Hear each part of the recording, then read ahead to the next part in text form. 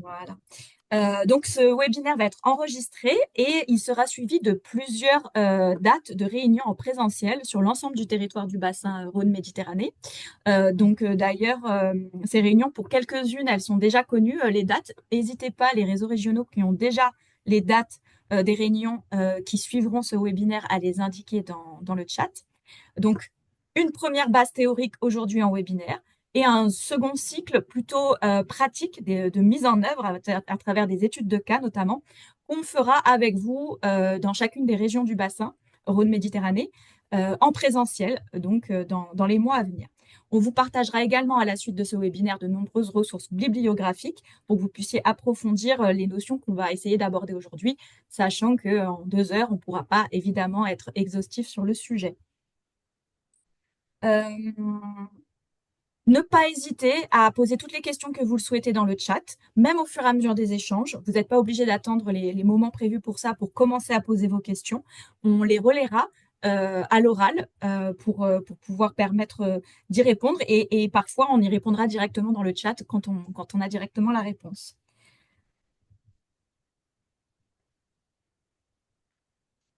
Je vais passer quand même, avant de vous présenter le programme de cette rencontre, à la présentation du programme Solidarité Eau, qui est une association.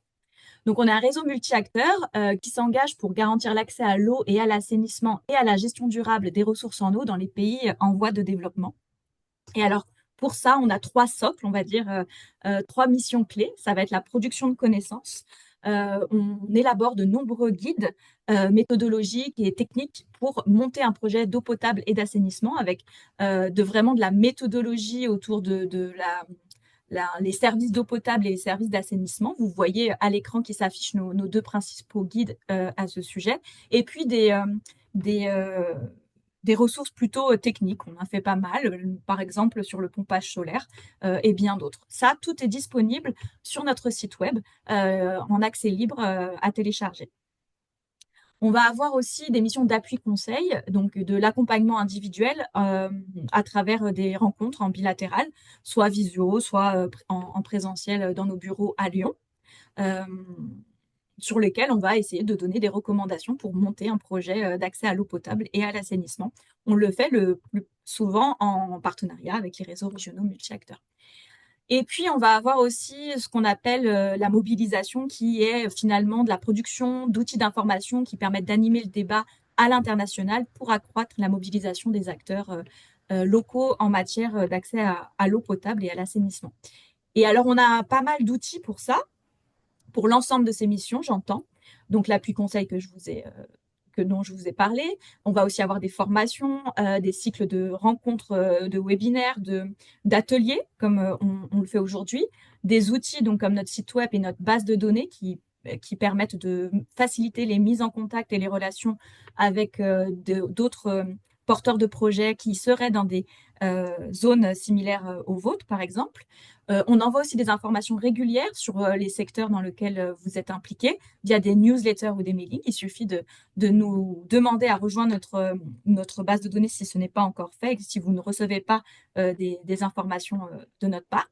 Et puis, on appuie aussi l'animation de 5 plateformes pays, donc au Sénégal, au Togo, au Bénin, au Liban et à Madagascar, donc qui sont des réseaux euh, partenaires avec lesquels on travaille et dont on appuie la structuration et qui nous permettent d'avoir une connaissance très très fine de ces contextes territoriaux, sachant que même dans les cas où nous n'avons pas de plateforme pays, chaque personne au PSO est référent pour un territoire.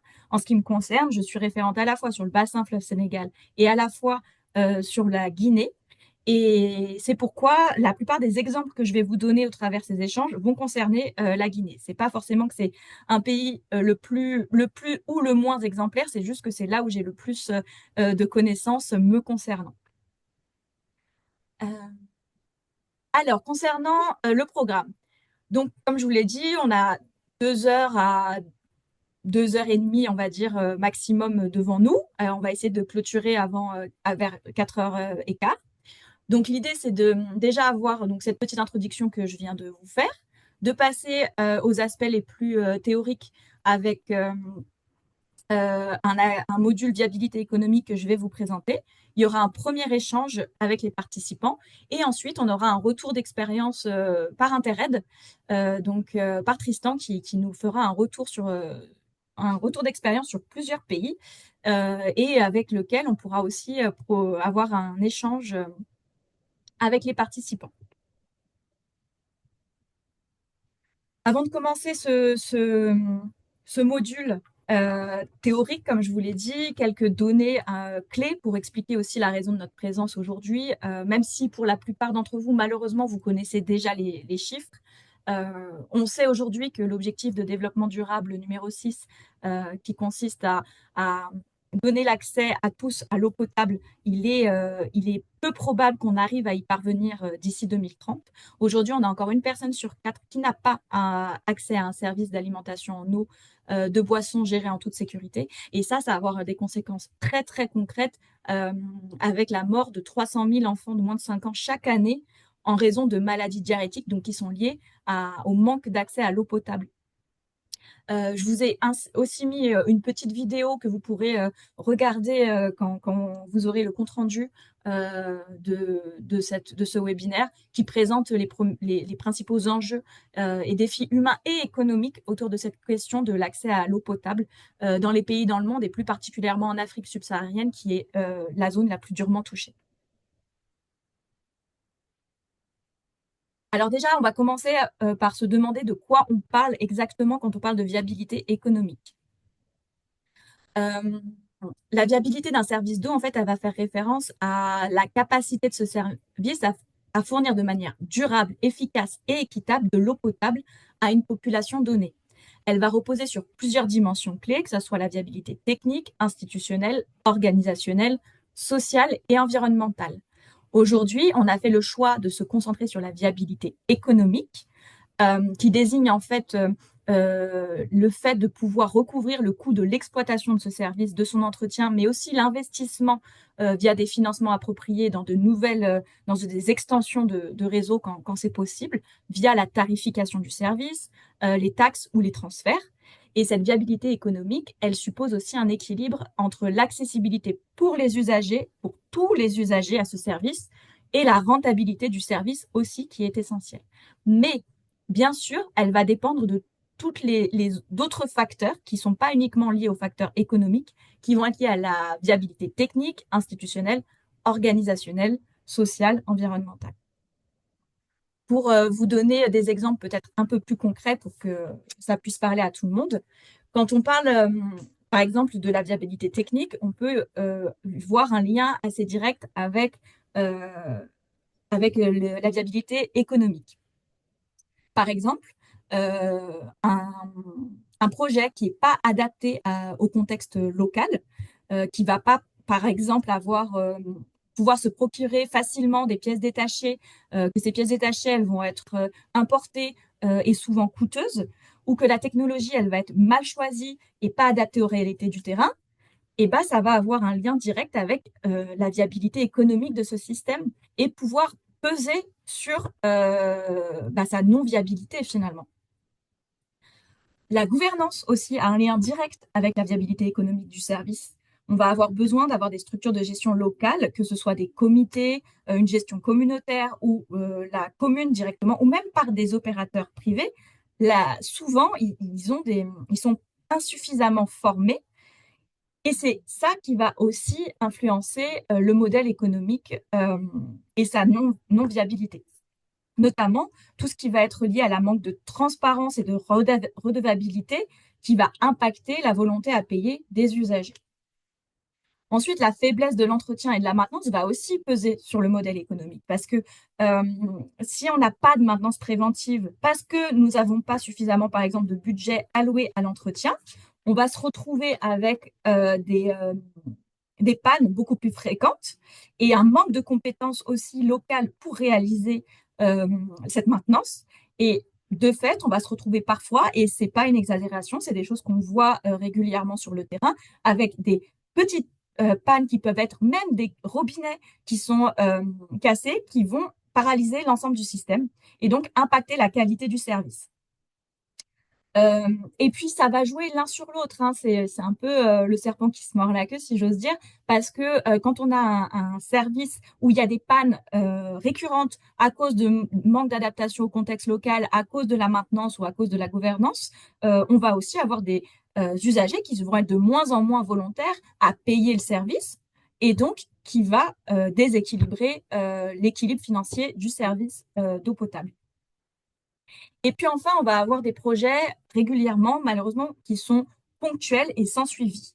Et il n'y a pas de soutien technique ou institutionnel dans le temps. Et ça veut dire qu'à la fin du projet, finalement, on n'a pas la capacité, les acteurs locaux n'ont pas la capacité d'apprendre et d'améliorer le fonctionnement du système.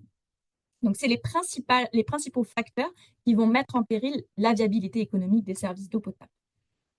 Alors, pourquoi c'est si important? Pourquoi on en parle beaucoup et qu'on insiste sur ces questions-là?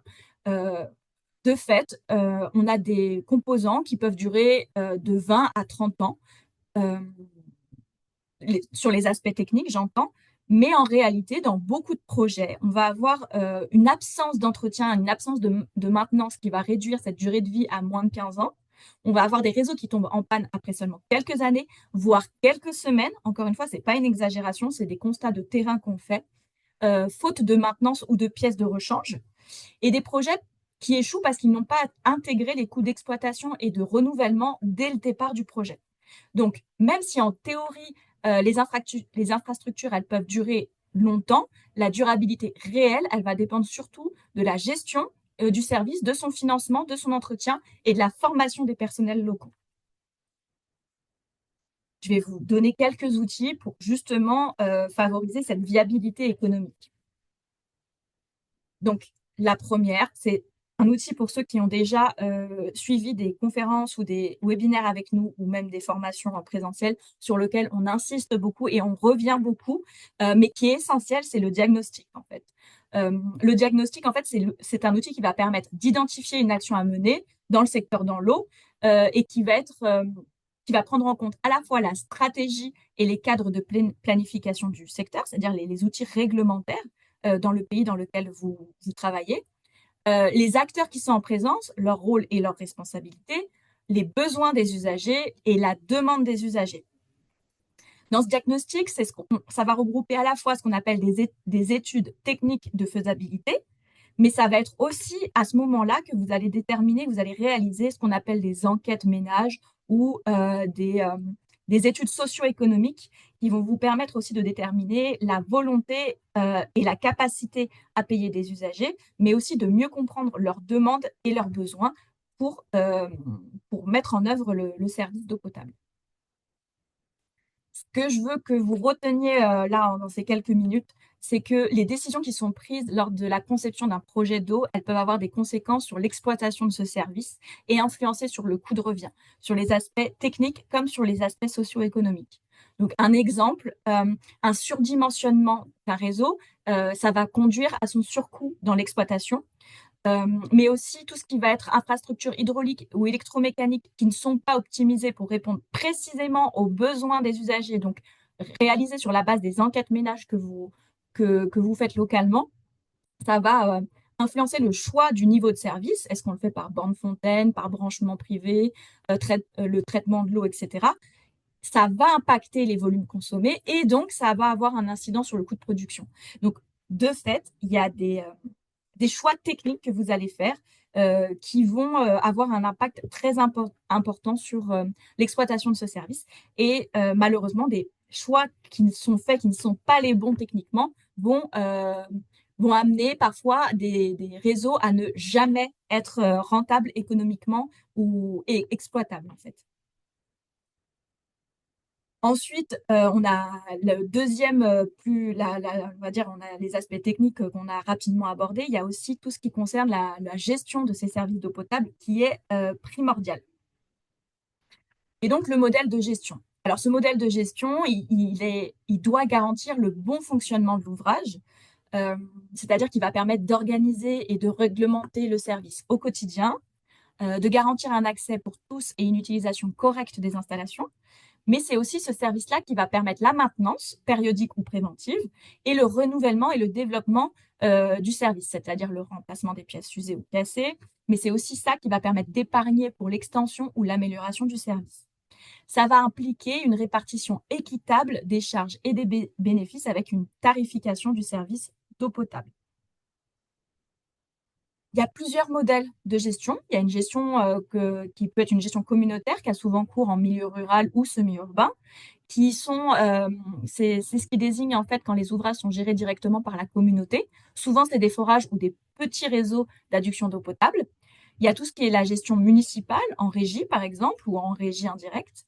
Il va aussi y avoir la gestion déléguée, et la délégation et l'exploitation à une entité autonome, qui peut être un opérateur privé, par exemple. Et puis, on va avoir des services parfois qui sont publics, exploités par des entités étatiques ou régionales. Il n'y a pas de bon ou de mauvais choix de gestion de service et on n'est pas là pour recommander telle ou telle façon de s'organiser. Ça va vraiment dépendre du diagnostic que vous allez réaliser, de ce qui se fait sur place et puis surtout des normes et de la législation en vigueur dans le territoire dans lequel vous mettez en œuvre le projet. Il est possible parfois, dans certains cas, de expérimenter de nouvelles choses qui ne sont pas forcément prévues dans le cadre légal du pays. Ça arrive que ça soit fait, mais par contre, si c'est des choses que vous faites, il faut absolument avoir l'accord des autorités et puis leur permettre de capitaliser, de suivre ce processus et son expérimentation. En tout cas, l'idée là, c'est de vous dire ne vous lancez pas seul dans des gestions pilotes qui ne sont pas pratiquées sur le territoire sans en avoir fait mention aux autorités. La plupart des cas, dans la plupart du cas, mais ce n'est pas toujours le cas, mais généralement, la maîtrise d'ouvrage, c'est la commune qui a la compétence. Ça peut arriver que ça soit l'État, mais souvent, c'est la commune. Mais donc, le maître d'ouvrage, quand même, pour vous donner quelques éléments de définition, c'est celui qui est responsable de la création des ouvrages, de l'accès à l'eau et de leur utilisation. Donc, il doit s'assurer que le service fourni aux usagers est de qualité et répond à leurs attentes. Comme je vous ai dit, souvent, c'est la commune. Mais on sait que dans les territoires d'intervention, souvent, la décentralisation des services vers les communes est quelque chose d'assez récent. Et que le maître d'ouvrage, il va falloir l'impliquer dès le début du projet, même en amont de ce projet, qu'il va falloir l'accompagner dans l'exécution de ses missions et qu'il va falloir aussi le former et renforcer ses capacités. À la fois celles des élus, à la fois celles des techniciens pour leur permettre d'exercer pleinement leurs compétences. Il va falloir lui fournir un appui matériel et ou financier et l'appuyer dans la mise en place d'outils de pilotage du service d'eau potable. Et là, on arrive un peu au nerf de la guerre, au coût du service d'eau potable. Donc, ce coût, il va être déterminé en fait. Alors, je reviens quand même sur quelque chose d'essentiel. Pareil, où on a souvent des arguments nous disant que l'eau est un bien commun, et c'est tout à fait vrai. Mais par contre, le service d'eau qui suppose le captage, la distribution, le traitement de la ressource, les ressources humaines qu'il y a derrière, ce service, il a un prix et nécessairement un coût qu'il faut couvrir. Donc, il y a une nécessité économique pour la pérennité du service à tarifer le service. Et donc, avoir aussi une condition à un usage raisonné de la ressource. Ça va aussi permettre donc à la fois un équilibre du service et de son fonctionnement, mais aussi un usage raisonné des ressources en eau. Et donc, pour calculer le prix du service, il va falloir prendre en compte les coûts d'exploitation, c'est-à-dire les ressources humaines, le traitement, l'entretien, mais aussi les coûts d'amortissement, c'est-à-dire de créer un fonds pour réparer s'il y a une pièce qui casse, pour pouvoir la remplacer, ou pour décider d'étendre le réseau. Ça peut être aussi des coûts d'investissement qui sont épargnés. Et ensuite, il y a les coûts des redevances qui vont être suivant la législation en vigueur. Et donc, on va chercher à adapter les tarifs et les modalités de paiement à la capacité des usagers, que ça soit au forfait, au volume, à la bande fontaine, au relevé de compteur. Ça, encore une fois, c'est au moment du diagnostic que vous allez pouvoir réfléchir à tout ça. Il va falloir adapter la tarification aux plus vulnérables. Il est important de mettre en place une politique sociale de l'eau pour que toutes les personnes vulnérables puissent ils puissent accéder au service, pardon. Et on va le faire en favorisant le dialogue et la transparence, et donc en restituant les comptes d'exploitation du service de manière régulière. Quand c'est possible, et en fonction du cadre légal, nous, on recommande aussi le plus possible d'associer les usagers et leurs représentants dans la gouvernance du service. Bien sûr, si le cadre légal le permet. On peut aussi les associer pour déterminer les modalités de paiement. Et, en fait, ça va assurer aussi, on va dire, une meilleure volonté à payer des usagers s'ils ont une représentation et ils sont entendus dans leurs besoins et dans leurs demandes. Mais ça va être aussi pour eux important, surtout quand on est dans des zones où il n'y a pas eu jusqu'alors des services qui étaient tarifés, de pouvoir montrer l'importance de recouvrir les coûts et qu'est-ce qu'on fait de cet argent. C'est vraiment une question de redevabilité envers ces usagers. On imagine bien que vous comme moi, si on paye pour un service sans savoir à quoi sert ce paiement, on va être moins volontaire à le payer. Donc c'est vraiment important, quand c'est possible, d'associer les usagers dans la gouvernance du service. Et puis, ce qui va être très important aussi, c'est les indicateurs de suivi du service, qui doivent être définis en amont, être clairs et le plus précis possible pour les parties prenantes. En fait, c'est ça qui va vous permettre d'assurer le suivi du service dans le temps et donc, de pouvoir faire évoluer le service et de proposer des renforcements de capacité en fonction des difficultés qui vont être repérées pendant ces éléments de suivi. Donc, ça va permettre aussi de pouvoir faire la régulation du tarif et puis d'appliquer des sanctions qui vont reposer sur des règles et des cadres qui vont être établis en amont. Vous pouvez choisir de faire quelques indicateurs de suivi, de ne pas en avoir énormément, mais d'en avoir quelques-uns qui vont vous permettre à la fois de savoir, de connaître la fonctionnalité des points d'eau, d'apprécier le service par les usagers, de savoir s'il existe des outils de gestion et de suivi, et puis surtout de connaître le taux de recouvrement des cotisations et des ménages. Et donc, en fonction des résultats, on va orienter vers de nouvelles séances de formation et d'appui. Je vous ai partagé quelques éléments bibliographiques dans cette slide que vous récupérerez au moment du compte rendu et qui va vous permettre d'approfondir cette question-là. Et un exemple de suivi technique et financier réalisé à Madagascar, en région de Massiach, dans le cadre d'un projet qui est mis en œuvre dans le cadre de la coopération décentralisée entre le Grand Lyon et la région de Massiach. Donc, vous pourrez voir à quoi ça ressemble un rapport de suivi d'un service d'eau potable très concrètement. Alors, je voulais vous donner quelques exemples pour illustrer tout ça et pour que ça soit plus parlant. Et donc, comme je vous ai dit, c'est des exemples qui viennent du terrain et des missions de suivi qu'au PSO, on peut avoir régulièrement sur place. J'ai mis des photos juste pour m'aider à me rappeler de ce que je voulais vous dire. Cette première image, elle représente la tarification sociale.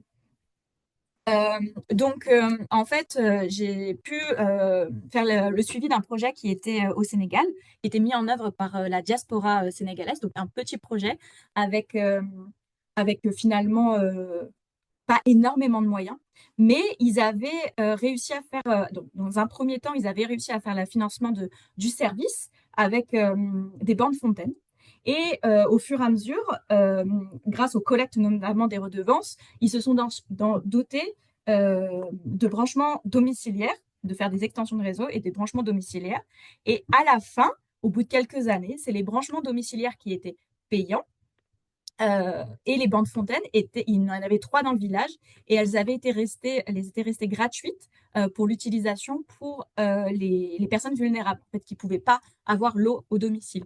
C'est comme ça, eux, qu'ils avaient décidé de voir la tarification sociale, c'est-à-dire que les branchements domiciliaires étaient payants, il y avait des suivis, il y avait des compteurs qui permettaient de précisément tarifer le service, et les bancs de fontaine étaient laissés à la disposition des personnes les plus vulnérables pour qu'elles puissent avoir accéder à l'eau dans tous les cas, même sans pouvoir forcément la payer. Je vous ai mis aussi l'exemple avec des motos, car en fait, j'ai vu un projet où la tarification du service reposait sur des taxes qui avaient été réalisées auprès des taxis-motos. Alors, c'est un peu original, mais c'était pour vous dire aussi qu'il y a parfois différentes façons de tarifer le service et que c'est pas toujours l'eau paye l'eau. Ça peut être en partie vrai et ça peut être aussi complété grâce aux taxes. Et notamment là, la taxation des taxis-motos sur la commune du territoire avait permis de multiplier par 3 les recettes de la commune, qui du coup avait pu prendre en compte le fonctionnement d'une partie du service d'eau potable. Donc voilà, c'était aussi des façons de vous montrer que il n'y a pas enfin que il y a des choses qui peuvent se faire, des choses un peu différentes, et que ça se pense au niveau du contexte local et en fonction des sollicitations des acteurs et de leur volonté à travailler sur ces questions-là.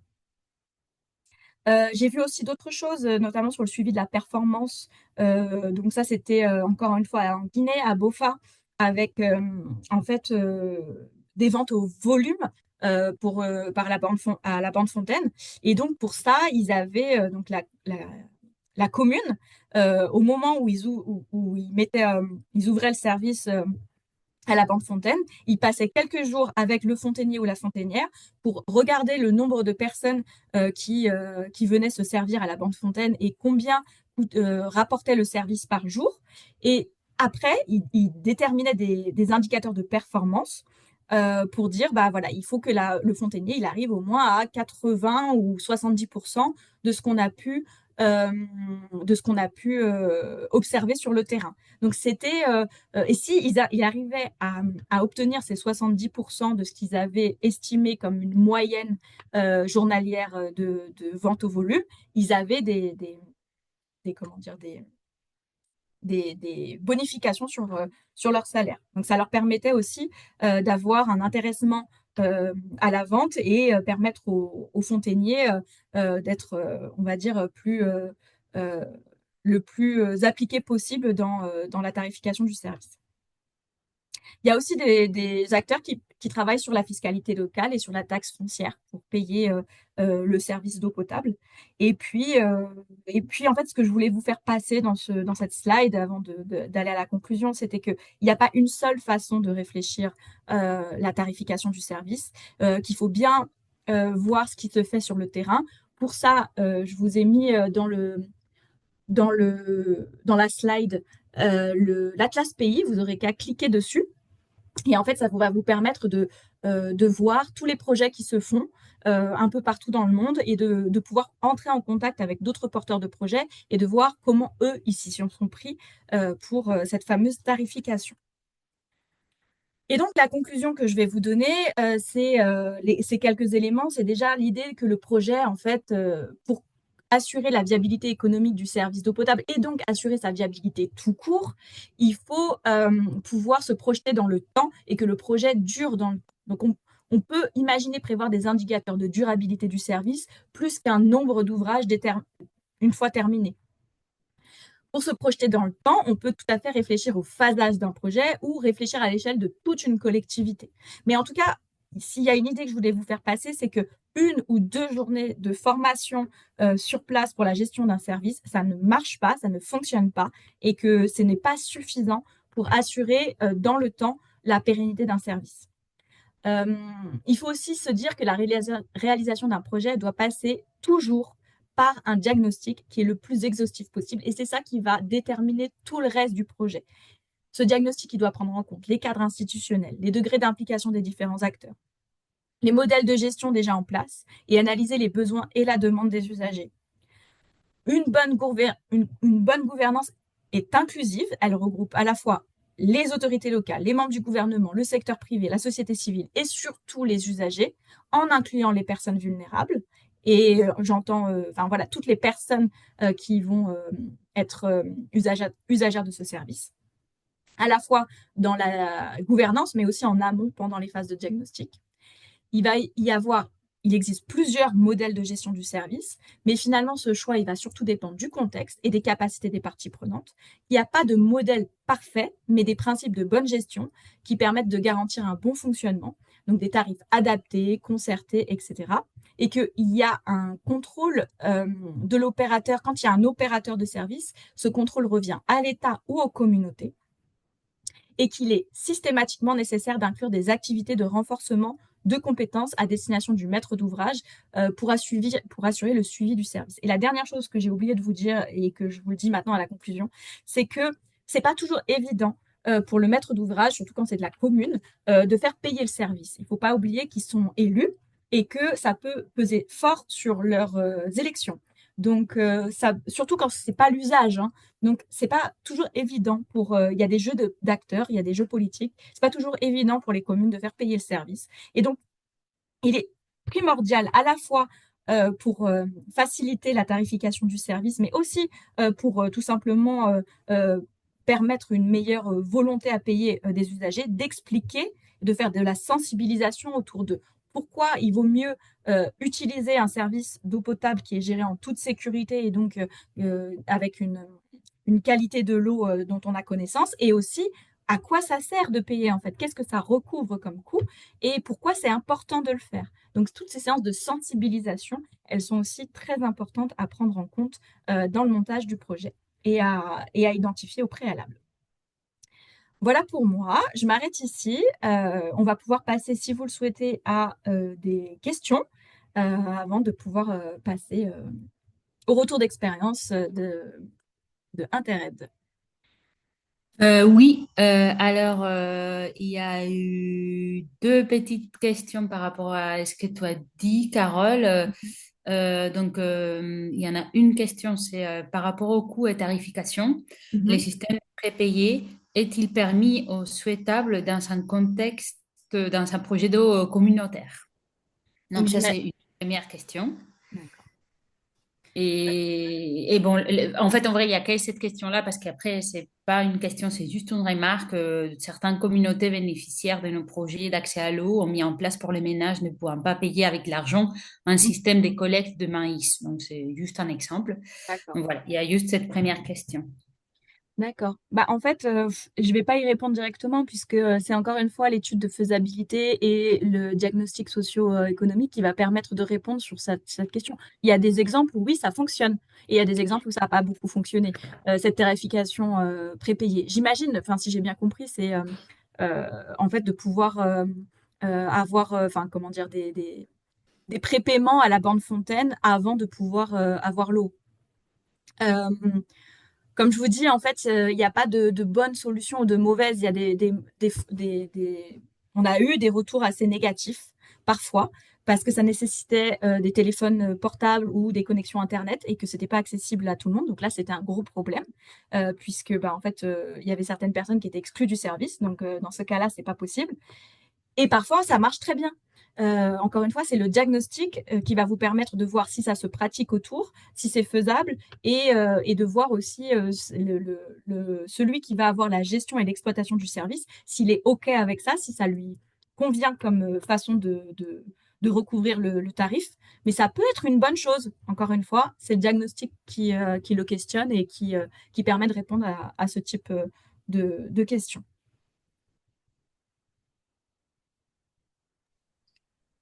En fait, juste, je précise, on a fait les choix de pas forcément ouvrir à chaque fois les micros de tout le monde parce que vous êtes très nombreux et c'est compliqué à gérer. Donc, si c'est une question que vous pouvez facilement écrire dans les chats, on vous demande de les faire comme ça, elle peut être traitée. Autrement, à la fin de cette intervention, on pourra peut-être prendre un peu de temps et on pourra peut-être donner la parole à certains d'entre vous, mais tout le monde ne pourra pas intervenir. Donc, de préférence, si vous pouvez écrire les questions, c'est plus facile pour nous. Je vois qu'il y a une question qui vient de s'afficher sur l'idée, donc c'est ma collègue Sophie qui demande si en fait on a une idée de la durée de bonne pratique pour considérer qu'un nouvel opérateur aura suffisamment les armes pour se lancer. Mais non, j'ai pas d'idée de me dire c'est telle durée, c'est tel nombre d'années. Et je pense que ce qui va permettre de répondre à cette question, c'est justement le suivi technique et financier du service et qui va pouvoir voir au fur et à mesure des années si l'opérateur a encore besoin d'aide, d'appui dans le recouvrement, enfin, de formation, de renforcement de capacité ou si en fait on est bon, quoi. Donc, ça peut durer très peu de temps comme ça peut durer très longtemps aussi. C'est des choses qui vont dépendre aussi. de l'histoire sur place, du contexte, de si les usagers ils ont déjà participé financièrement ou pas, s'ils ont déjà eu des mauvaises expériences, des capacités locales, des compétences locales qu'on peut aussi avoir en matière de maintenance. Toutes ces choses-là font que sur des contextes, ça va être quelques années et sur d'autres beaucoup plus longtemps. Donc voilà, il y a pas une moyenne à passer sur place. Mais en tout cas, l'idée principale, hein, c'est de partir avec l'idée que quand on s'investit sur un territoire, on va s'y investir longtemps. Donc, pareil, quand on voit passer des projets qui se projettent pour 2, 3 mois et qui pensent qu'au bout de 2, 3 mois, ça sera terminé, et ben, c'est faux, c'est pas possible en fait. Oui, peut-être pour rebondir sur cette question, mais on va aborder ça aussi ultérieurement. C'est clairement un point sensible, la question de la durée du projet. En fait, je suis complètement d'accord avec Carole. C'est très difficile de donner une durée en nous disant, bah, si vous faites ça pendant 6 mois, bah, c'est sûr, ça va marcher. Néanmoins, c'est ce que nous, on a pu constater sur le terrain, c'est que plus il y a de l'accompagnement derrière, aussi bien pour sensibiliser les usagers que pour renforcer les compétences de tous les acteurs, mieux c'est pour les services. Donc, les stratégies d'effacer vos projets et avoir une stratégie des moyens long terme pour essayer de rester sur place, c'est toujours une bonne idée. Mais je pense que c'est des choses qu'on va aborder après. Oui, et je pense que, enfin, c'est ça. Et Sophia, elle a essayé d'éclaircir de sa question en disant que il y avait des difficultés parfois financières pour le porteur de projet de pouvoir assurer sa présence sur le long terme aux côtés de l'opérateur. Donc, j'imagine côté financement bailleur de fonds qui leur permettent pas toujours d'être sur place sur le long terme. Je suis pas certaine parce que, comme on le disait dans la conclusion, il y a la possibilité soit de phaser un projet, soit de imaginer dans de doter tout le service à l'échelle de toute une commune. Et donc, à chaque fois qu'on retravaille sur de l'infrastructure, on peut refaire du recyclage sur le suivi. Et en fait, je pense que les bailleurs sont pas du tout opposés à l'idée de financer aussi des activités de suivi, de gouvernance et d'appui de capacité sur un même territoire. Voilà, plutôt que de chaque fois recommencer de l'infrastructure. Voilà, c'est des choses qu'on voit aussi, qui sont pratiquées sur le terrain, des opérateurs qui sont là sur l'échelle d'une commune ou d'une intercommunauté, voire d'un département. Et quand ils font des nouvelles séances de formation et de renforcement, eh ben, ils incluent tous ceux des phases précédentes pour leur faire des recyclages et pour permettre d'avoir des éléments suivis dans le temps. Et je pense on va avoir une illustration bien plus concrète grâce à Interreg autour de ce point-là. Et d'ailleurs, peut-être que s'il n'y a pas de nouvelles questions, on peut passer à ta présentation, Tristan. Oui, bonjour à toutes, bonjour à tous. Oui. Merci Carole pour ces premiers éléments. Bah, du coup, je vais partager mon écran.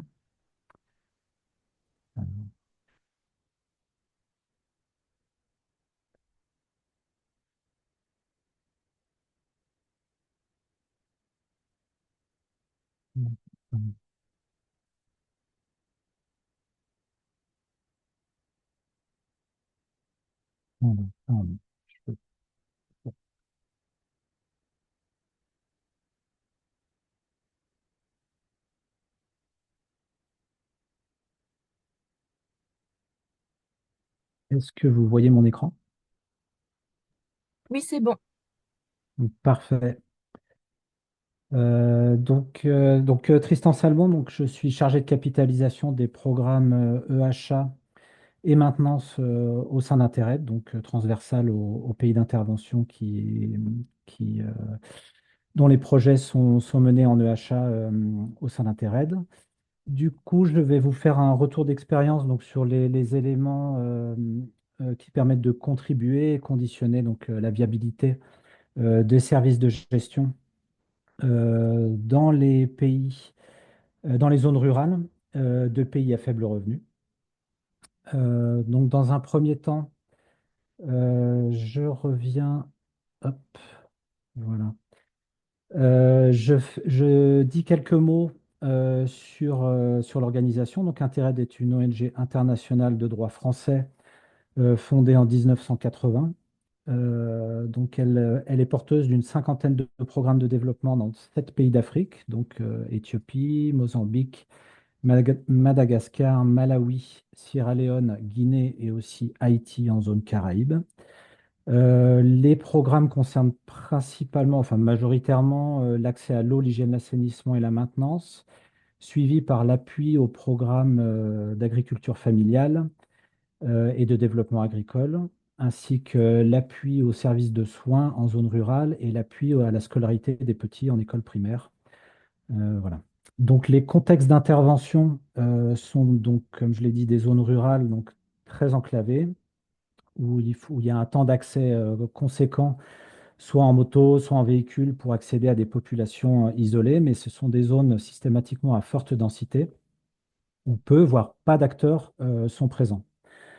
Donc j'insiste sur le fait que ce sont des zones à faible revenu, où les autorités en présence n'ont pas toujours les capacités financières, techniques pour intervenir, et sont aussi des zones où des investisseurs privés ne voient pas de viabilité dans le fait d'investir et de gérer des points d'eau qui sont distants et dont le recouvrement va être onéreux pour eux. Voilà, donc il s'agit de mettre en place des systèmes alternatifs en zone rurale densément peuplée pour ces zones-là. Donc, lorsqu'on parle des services de l'eau, donc si on veut décrire un petit peu plus spécifiquement de ce que l'on veut considérer ici, si on se place du point de vue de l'usager, le service de l'eau doit répondre à un certain nombre de caractéristiques, comme la qualité d'eau mise à disposition, la quantité d'eau disponible. Il faut qu'il y ait une certaine continuité du service. Il faut que le service soit abordable financièrement. Il faut qu'il y ait une proximité du point d'eau qui permette de réduire la corvée d'eau au quotidien. Donc, c'est vraiment ce qui permet de mesurer ce que les attentes en termes de demande, de besoins des usagers du service de l'eau. Ensuite, on peut considérer que le service de l'eau est composé de, donc au sein du service de l'eau, on peut distinguer ce qui est de l'ordre des investissements physiques et sociaux, donc la construction d'ouvrages, l'analyse et la planification territoriale, la capacitation des acteurs locaux, la sensibilisation des communautés et l'appui à la chaîne d'approvisionnement. Donc ça, c'est toute une partie d'investissement initial. Mais il y a aussi tout le volet donc purement de gestion des infrastructures, donc qui est représenté dans le rectangle vert sur le schéma et qui est constitué, donc, alors, selon l'expérience d'Interreg, on caractérise assez naturellement aujourd'hui ce qui est de l'ordre des services de maintenance, donc des services purement techniques, de diagnostic, d'entretien, de maintenance des ouvrages, qui est réalisé par des opérateurs, des techniciens locaux, et toutes les fonctions de coordination de ce service qui gravitent autour de la maintenance technique, du coup, et qui vont constituer donc la gestion financière, le suivi des activités, le contrôle de ce qui a été mené, ainsi que la planification des interventions, la planification des tournées, le remplacement des opérateurs qui décèdent, qui quittent le territoire, etc. Donc, c'est des fonctions clés du service qu'il est essentiel de considérer, mais qui vont au-delà de la maintenance technique pure et dure. L'ensemble du service de l'eau est évidemment cadré de manière légale et institutionnelle via un code de l'eau qui décrit alors plus ou moins précisément les différentes étapes, les différentes fonctions, les rôles et les méthodologies à appliquer quant au service de l'eau, au service de gestion. Et voilà, l'ensemble de ces éléments permet d'avoir une vision un peu plus claire sur les entités constitutives des services de l'eau. Donc moi, je concentrerai mon propos essentiellement sur le service de gestion des ouvrages d'AEP. Alors, il nous semble indispensable de mentionner ici que pour parler de viabilité, même d'autonomisation, de durabilité des services de gestion, il y a un ensemble de prérequis qui constituent finalement l'environnement favorable des services de gestion, des services de maintenance qui seront mis en place. Alors, ça passe notamment par la conception et la réalisation des nouvelles infrastructures, Celles-ci doivent être considérées, conçues et pensées de telle sorte que ces infrastructures puissent être maintenues par des opérateurs locaux en fonction de leurs capacités, leurs compétences, les outils qu'ils ont à disposition, etc. On voit par exemple souvent, c'est illustré par les photos ici, que sur des réseaux gravitaires, on va dire de conception classique, des problèmes de surpression en aval des réseaux, de par la conception de l'ouvrage, donc ce qui amène à voilà, des points d'eau avec une pression très élevée, donc difficile d'utilisation. Ça conduit à des ruptures de robinet de manière régulière, ce qui peut avoir un coût en termes de gestion. Et lorsqu'on a plusieurs robinets qui cassent et qui ne sont pas remplacés, on peut avoir tout le réseau et le réservoir qui se vident. Et donc, on a une perte de la continuité du service, on a une dégradation du service, de la fiabilité du service de gestion, etc., etc. Donc, il existe des techniques aujourd'hui voilà, que, en tout cas, Intered met en œuvre depuis de nombreuses années, qui sont éprouvées, pour avoir des systèmes simples, maintenables par les opérateurs locaux, qui réduisent ces problèmes de pression, qui suppriment la présence de vannes sur les réseaux et qui contribuent à viabiliser, à rendre les systèmes maintenables par des opérateurs locaux.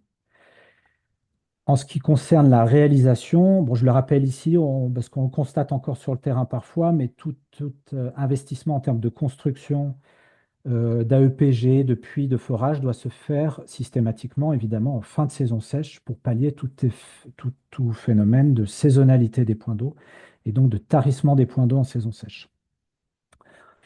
Euh, donc, j'ai parlé de la construction, mais c'est aussi les réhabilitations pour qu'un gestionnaire, quel qu'il soit, puisse intégrer un ouvrage dans son parc de points d'eau à gérer. Ces points d'eau doivent être maintenables finalement. Donc ça veut dire qu'il y a un investissement initial qui est à faire pour remplacer les pièces qui sont inabordables pour les communautés et qui ne permettent pas de garantir la maintenabilité de l'ouvrage. Par exemple, des tuyaux d'exor de pompes à motricité humaine en galvanisé qui vont conduire à l'oxydation, une baisse de la qualité de l'eau, donc une dégradation du service, de la continuité d'un service de qualité. On peut penser aussi à l'ajout d'un captage de source sur un AEPG pour pallier un manque de disponibilité d'eau sur un réseau. Donc ça, c'est tout un travail de réhabilitation qu'il faut faire en amont du transfert d'ouvrage à un gestionnaire. Toute cette partie investissement sur les infrastructures doit être conditionnée, et c'est un objectif que se fixe Intered dans les 6 pays d'intervention, c'est que les bénéficiaires doivent obligatoirement souscrire au principe de la gestion qui est co-construit avec les acteurs sectoriels locaux et contribuer financièrement aux services de gestion pour pouvoir les viabiliser dans le temps et les autonomiser. Autre élément clé à l'étape initiale avant de la mise en place d'un service de gestion, c'est la co-construction avec les acteurs locaux euh, de modalités de gestion pour qu'ils soient conformes avec la réglementation locale et nationale. Le code de l'eau ne définit pas systématiquement l'ensemble des éléments, des modalités de gestion, des modalités de suivi, les rôles des différents acteurs. Donc, il s'agit bien de co-construire des solutions parfois innovantes en concertation avec ces services avec ces services de l'État, avec ces autorités traditionnelles, pour élaborer des services de gestion professionnels des infrastructures d'alimentation en eau potable. On a par exemple le cas en Guinée où c'est aussi les infrastructures elles-mêmes. Donc, dans la zone où on travaille, donc en Haute-Guinée, on a 3 types de PMH, donc des Cardia, des Vernier et des India Mark II. Et les India Mark II ne sont pas reconnus officiellement par les services de l'État comme étant des pompes viables, enfin des pompes reconnues officiellement. Donc il s'agit de faire tout un travail de concertation, d'échange et de plaidoyer auprès des autorités, puisque évidemment, ces pompes doivent malgré tout être maintenues, puisqu'elles sont utilisées par les communautés dans les villages et qu'elles représentent malgré tout 30% du parc de pompes. Donc l'ensemble de cette co-construction de solutions doit être autant que possible formalisé au travers d'accords, de notes de service, de contrats de délégation. Les opérateurs doivent être certifiés, donc reconnus comme étant des professionnels. Et il peut y avoir aussi l'élaboration de bylaws, donc de lois locales, qui peuvent être des lois orales, permettant d'établir les règles d'utilisation des infrastructures. L'accès aux pièces détachées est un autre élément clé de la viabilisation et du prérequis à la viabilisation des services de gestion, puisque sur des réseaux gravitaires, l'accès aux pièces détachées est moins problématique, puisque le marché libre permet de le pourvoir en pièces détachées, mais sur les PMH, on constate souvent une fragilité, voire une absence de filière, à la fois à l'échelle nationale, mais encore plus à l'échelle locale. Donc, il s'agit de pouvoir faciliter l'import de pièces détachées, puisque les importateurs parfois ne se concentrent que sur l'import de pompes complètes, ou alors il y a une absence d'importateurs. C'est le cas à Madagascar, par exemple. Sur les India Mark III, on n'a pas d'importateur, donc il faut importer directement d'Inde.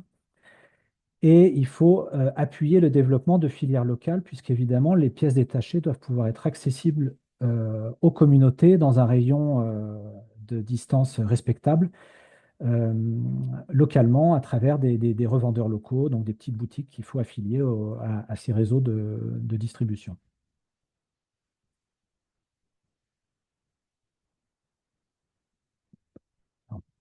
Donc, si on rentre dans le détail de l'organisation des services de gestion maintenance en tant que tel, un des éléments clés qu'on aimerait vous partager aujourd'hui, c'est le fait que, selon nous et l'expérience que l'on constate sur le terrain, que des services de gestion communautaires non professionnels conduisent à une dégradation progressive des infrastructures et ne permettent pas leur pérennité dans le temps. Donc, il s'agit bien de devoir professionnaliser la gestion, même si elle est à base communautaire. Donc, la gestion à base communautaire doit finalement être appuyée, encadrée par des professionnels, par des acteurs professionnalisés, compétents, outillés pour pouvoir gérer des ouvrages. Donc, c'est à la fois sur les fonctions techniques, hein, des réparateurs, comme je le disais tout à l'heure, ou sur des fonctions de gestion, coordination, de pilotage des réseaux, de dispositifs de facturation, etc. Dès lors, donc c'est de la professionnalisation d'un ensemble d'acteurs. Euh, Cette professionnalisation, du coup, elle doit conduire à une forme de transparence, de redevabilité. Donc, ça veut dire la mise en place de reçus. C'est un service qui doit être qualitatif, donc avec des garanties en termes enfin, des qualités relationnelles, etc. Donc, je vous ai mis quelques indicateurs de manière régulière là, en encadré jaune. Ce sont des indicateurs, alors ici c'est de la performance, mais ça peut concerner la durabilité, la viabilité, etc. Ça permet d'avoir des objectifs à se fixer, ou en tout cas, c'est les objectifs que nous nous fixons sur les différents programmes. Donc ici, des indicateurs de performance, donc de temps de réponse à la panne par point d'eau, la qualité relationnelle, la quantité d'eau ou encore la qualité d'eau. Autre élément clé en termes de viabilisation des modalités de gestion, je l'ai un peu mentionné déjà, mais je voulais mettre un point d'orgue sur cet élément-là, finalement, puisque le suivi des points d'eau à l'échelle du service, donc à l'échelle d'un district, d'un département ou l'équivalent, enfin, d'un district, pour qu'il soit effectif et durable, il doit être réalisé par un acteur local. Et donc, selon le type de gestionnaire qu'on a sur place, il va falloir voilà, organiser, penser ce dispositif de suivi qui permet finalement de voir quelle est la fonctionnalité des points d'eau à l'échelle du territoire, de savoir donc quel est le niveau d'accès à l'eau, qui permet aussi de remplacer un opérateur défaillant, un opérateur qui quitte le territoire, etc. Donc, si on a un gestionnaire de type ONG local qui occupe, j'allais dire, via des salariés, l'ensemble des fonctions de suivi, cette problématique de suivi du service, elle est déjà résolue, on va dire, au travers de la modalité de gestion. Dans des modalités de gestion, on a des opérateurs privés indépendants sur un territoire, donc des réparateurs qui ont un parc d'une cinquantaine de points d'eau, et on a une dizaine, plusieurs dizaines, voire plusieurs centaines d'opérateurs, comme c'est le cas au Malawi, qui opèrent sur un territoire très vaste. Il faut une entité située au-dessus de ces opérateurs pour pouvoir faire le suivi. Donc, ce qu'on est en train de tester, ce qu'on a mis en place, et les premiers résultats sont très encourageants, c'est d'investir davantage les autorités locales sur ce travail de suivi à travers un dispositif de capacitation. et de mesures incitatives. Donc, il s'agit là de fournir un sursalaire, donc pas un salaire, mais vraiment un complément de salaire, des perdièmes et de financer effectivement le carburant pour les véhicules qu'ils ont en général à disposition, mais pas les moyens d'alimenter en carburant. Il faut savoir que dans les zones où on travaille, les agents des services de l'État ne sont pas toujours rémunérés ou pas rémunérés tous les mois. Donc ça, c'est un véritable levier qu'on essaye de mettre en place pour capaciter ces acteurs et les mettre finalement en capacité de jouer leur rôle pour lesquels ils sont présents sur le territoire. Donc ça, c'est une solution qui est en place en Sierra Leone, sur nos territoires d'intervention en Sierra Leone, ainsi qu'en Éthiopie, et dont les premiers résultats sont très intéressants. Je pourrais rentrer un peu plus dans le détail par la suite si vous le souhaitez. Il existe d'autres dispositifs comme au Malawi où on met à disposition sur une plateforme nationale appelée M-Water, qu'on trouve dans plusieurs pays d'ailleurs, la fonctionnalité des points d'eau qui est collectée au niveau local. Bon, tout l'enjeu est de mettre à jour régulièrement cette base de données, mais aujourd'hui, l'objectif, c'est de transférer le suivi de la fonctionnalité des points d'eau sur cette base qui est accessible à tout opérateur à l'échelle nationale et qui permet d'observer la fonctionnalité des points d'eau sur un territoire donné. Autre élément important, c'est la qualité du service et la gouvernance. Carole le mentionnait tout à l'heure. Donc avoir des rôles et des responsabilités clairement établis entre les maîtres d'ouvrage, le gestionnaire, l'autorité compétente qui reconnaît la délégation de gestion, mais aussi bien entendu les usagers qui peuvent avoir des représentants ou des représentantes, idéalement des représentantes, puisque ce sont bien souvent des femmes qui sont les premières utilisatrices des points d'eau. Euh, donc avoir aussi des réunions sectorielles, des moments dans l'année où cette redevabilité est permise. Donc c'est le cas par exemple à Madagascar, où il y a des réunions annuelles avec le gestionnaire, la commune rurale et la direction régionale de l'eau, ainsi que les représentantes des usagers, où le gestionnaire présente donc son bilan financier, les activités qu'il a menées dans l'année. Les représentants des usagers peuvent faire remonter leurs doléances, juger de la qualité du service sur des critères préétablis à l'avance et fournir leurs doléances en cas de besoin sur le service fourni. Donc c'est un élément essentiel pour que chaque de redevabilité, de qualité du service fourni, pour que chaque acteur puisse jouer son rôle et puis influencer donc sur le gestionnaire en cas de défaut de services fournis, etc. Je bascule évidemment sur la tarification du service. Donc les services de gestion professionnelle, quel que soit le type de gestionnaire, donc en régie, délégataire de services ou via des entreprises sociales, doivent être payants pour les usagers, puisque les tarifs de l'eau représentent une part significative du financement du service, même si ce n'est pas la totalité, on le verra tout à l'heure. Permet aussi une appropriation des points d'eau par les usagers, par les comités de points d'eau. Donc c'est un élément essentiel et indispensable pour garantir la durabilité et la viabilité des services.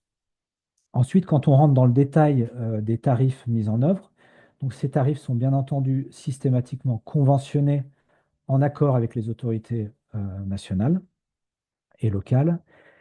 Et donc, il existe deux modes de tarification principalement. Donc, le mode de tarification forfaitaire par point d'eau. Donc, il s'agit bien souvent d'un montant forfaitaire annuel et qui s'applique dans les zones rurales villageoises où on a une bonne cohésion sociale.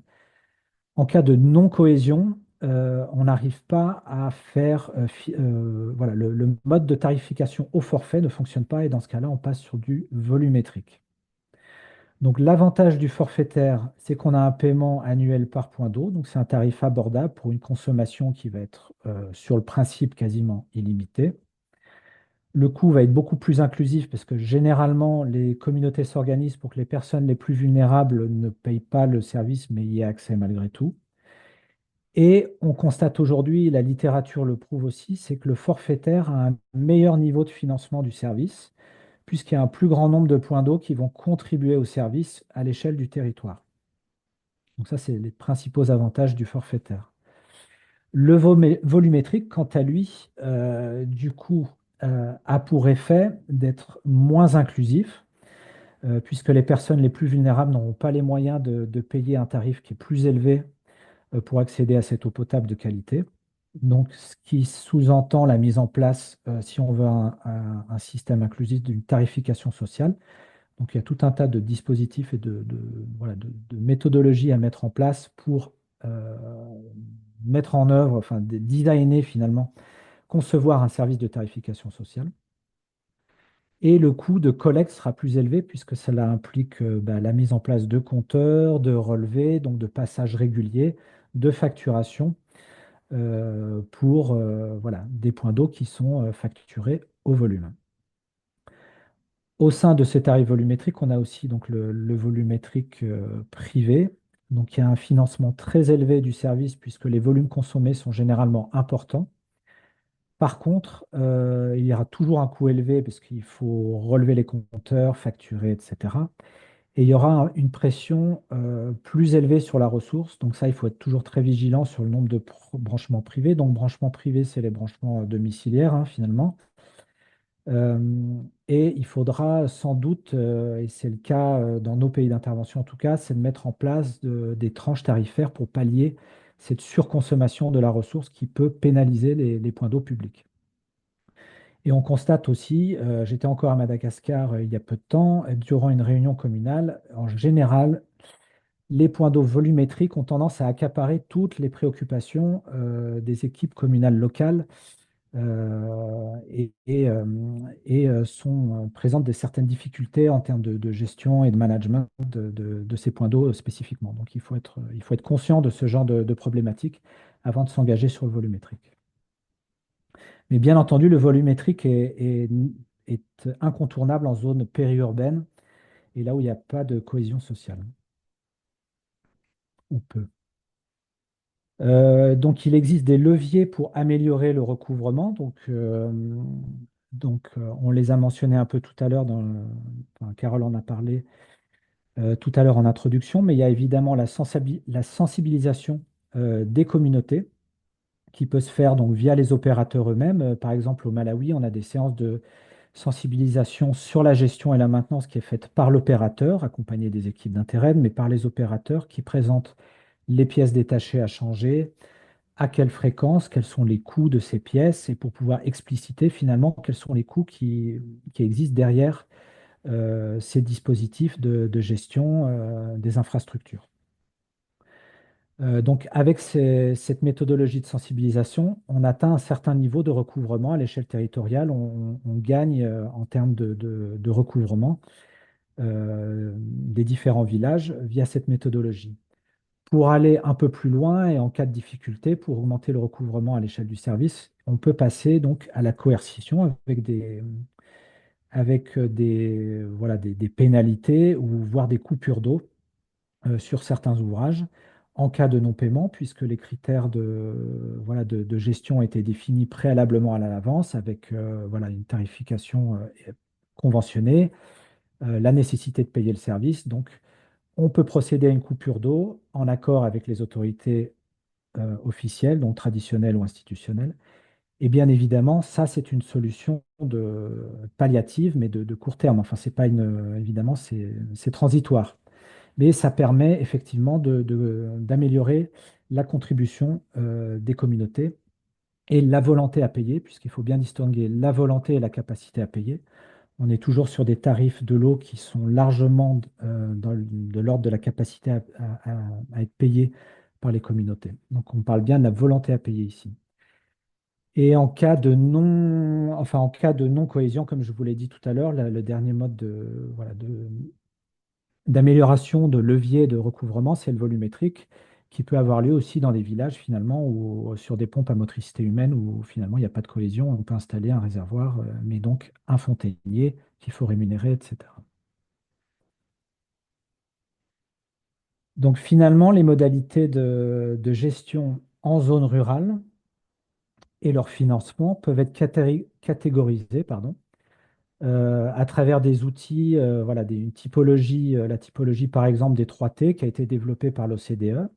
Donc c'est le taxe, tarif et transfert, et qui permettent de caractériser finalement que va couvrir chaque financement euh, euh, au sein du service de gestion, au sein du service de l'eau. Donc ici, la méthode des 3T permet de détailler donc, ce qui est de l'ordre du tarif, donc ce qui est financé par les usagers, ce qui est de l'ordre du transfert, donc du subventionnement via des financements internationaux, et ce qui est financé via les taxes locales, donc les financements institutionnels. Donc on peut regrouper là-dedans, par exemple, la participation des acteurs institutionnels via leur salaire, leur participation dans les activités de suivi et gestion. Voilà, ça contribue à financer le service. Ce que l'on remarque aujourd'hui, c'est que le tarif appliqué aux usagers, donc dans les 6 pays d'intervention euh, ou intérêt d'appui les services de gestion, mais c'est le cas aussi dans d'autres pays d'intervention, donc on le retrouve dans la littérature, c'est que le tarif ne permet pas de couvrir l'ensemble des fonctions nécessaires euh, à la bonne exécution des services de gestion. Donc le tarif couvre à minima l'ensemble des coûts de pièces détachées, de main-d'œuvre et de transport des techniciens réparateurs, et dans certains cas, une partie des fonctions de coordination du service, donc de planification, suivi, contrôle, achat, stockage des pièces et gestion financière. L'essentiel de ces fonctions de coordination sont aujourd'hui financées par de la subvention internationale, le tarif ne permettant pas de couvrir l'ensemble de ces fonctions. Donc ça, c'est un élément clé qu'on souhaite mettre en avant, puisque finalement, les services de gestion doivent être pensés dès l'amont, budgétés en fonction voilà, en considérant ce besoin de subventionnement au moins à moyen terme en zone rurale. Donc, pour illustrer davantage mes propos et expliciter un petit peu les modalités de gestion mises en place et appuyées par Interreg dans le pays d'intervention, je voulais revenir donc assez brièvement hein, sur les 6 pays d'intervention où on intervient. Donc, il y a la Guinée, la Sierra Leone, le Malawi et le Mozambique où on intervient dans l'appui aux modalités de gestion sur des infrastructures de type PMH. Donc, on a différents types de pompes qui vont conditionner le mode de maintenance préventive, les modalités de la maintenance préventive mises en place. Et on a aussi des programmes qui appuient des modalités de gestion en Éthiopie et à Madagascar, où on est principalement sur des réseaux gravitaires. Donc, il existe au sein des modalités de gestion qu'on appuie, 3 grands types de modalités de gestion. Donc la gestion communautaire renforcée par des opérateurs professionnels privés certifiés, conventionnés. Donc sur ces modalités de gestion, pardon, euh, je vais passer à la slide suivante, voilà. Sur ces modalités de gestion-là, donc on a un comité de points d'eau qui va collecter les cotisations auprès des ménages et payer une prestation, un contrat de maintenance préventive annuelle auprès d'un opérateur privé certifié conventionné et se réapprovisionner en pièces détachées auprès de boutiques dans un réseau proche au niveau local, sur les marchés locaux, etc. Donc, à titre d'exemple, en Sierra Leone, on a un réseau de 44 pompes techniciens, donc de réparateurs privés, dans 4 districts distincts qui proposent des services de maintenance préventive annuelle sur des India Mark II. Donc ça suppose une visite technique dans l'année pour le remplacement des pièces d'usure rapide. Et on a 11 revendeurs locaux qui sont certifiés également par les Water Directorate et qui sont situés dans les zones de chalandise, donc localement. Le suivi de la fonctionnalité des ouvrages est un élément clé du service et il est réalisé grâce à un système de grading des points d'eau que l'on retrouve dans plusieurs pays. Donc, le grading permet de qualifier un point d'eau A, par exemple, qui est purement fonctionnel, un point d'eau B fonctionnel, mais avec un certain défaut, donc qui est maintenable par l'opérateur local. Donc, c'est un point d'eau qui fournit de l'eau, mais il doit être maintenu. Un point d'eau C qui est du coup inopérationnel et qui est hors compétence du service de gestion locale. Donc, ça nécessite un investissement extérieur. Et les points d'eau D, dont l'infrastructure, donc le puits, par exemple, c'est le cas en Sierra Leone, ce sont des puits essentiellement qui sont équipés de pompes à motricité humaine. Le puits s'est effondré, donc ça nécessite un investissement externe. Ce système de grading et de suivi détaillé permet de savoir chaque année, à un instant T, donc quels sont les périmètres en gestion, quels sont les périmètres où on a besoin d'investissements complémentaires pour réhabiliter des ouvrages ou pour consolider les infrastructures en tant que telles. Donc, j'ai mis aussi des indications en termes de tarifs de l'eau. En Sierra Leone, on est sur un tarif de 9 euros qui comprend la maintenance, la main-d'œuvre, le transport et les pièces détachées. Euh, et on est sur un parc de pompes géré de 3600 points d'eau avec une fonctionnalité de 80% au minimum sur les 4 districts où on intervient. Au Malawi, donc c'est un schéma tout à fait similaire avec davantage un périmètre plus étendu. Donc on a plus de 300 réparateurs, 92 boutiques et on fournit, les opérateurs locaux fournissent un service de maintenance préventive sur des infrastructures de type AfriDev, donc avec 3 visites techniques dans l'année pour le remplacement des pièces d'usure rapide chaque année. Le tarif est là de 33 euros, qui comprend encore une fois la main-d'œuvre, les pièces détachées.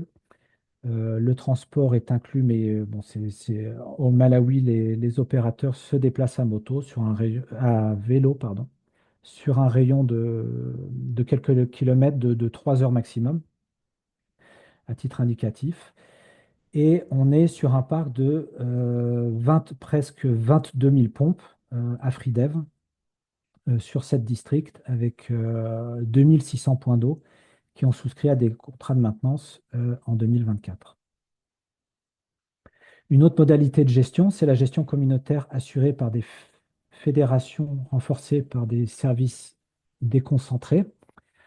Donc on est ici en zone sud de l'Éthiopie, en région sud éthiopienne. Donc ce sont des zones montagneuses très enclavées, très escarpées, difficiles d'accès, où les modalités de gestion sont assurées donc via des fédérations d'usagers de l'eau. Donc, ce sont donc des comités composés de membres issus de la société locale qui assurent les fonctions de suivi de la fonctionnalité, de gestion financière, d'achat et de stockage de pièces détachées, et qui rendent des comptes au bureau de l'eau, les bureaux institutionnels, donc les experts du bureau de l'eau à l'échelle du Woreda. Ces fédérations rémunèrent un agent de l'eau chaque mois à travers d'un salaire qui est un agent de l'eau qui va réaliser donc les diagnostics, la maintenance et donc la mobilisation aussi des communautés qui vont venir en appui lorsqu'il va falloir faire des réfections de réseaux, creuser les réseaux pour les remplacer, etc. Donc on est vraiment sur une gestion à base communautaire renforcée par des acteurs professionnels, donc ici un agent de l'eau professionnel compétent formé pour le faire. On est en termes de forfait, en termes de modalité de gestion, on est sur un forfait prépayé, donc pour un service garanti. Donc on n'est plus sur une maintenance préventive, mais on est sur un forfait annuel. Donc dès lors qu'il y a une panne, la fédération se doit d'intervenir et de réparer le point d'eau. Donc, on a 171 fédérations couvertes sur le périmètre qui ont permis de cumuler un total de 44 000 euros en 2024. Et on a un taux de recouvrement aujourd'hui donc, de près de 100%, à 98,8% sur ce territoire sud-éthiopien. Une autre modalité de gestion, donc, c'est les services de gestion professionnelle assurés par des ONG locales délégataires de services pour des communes rurales.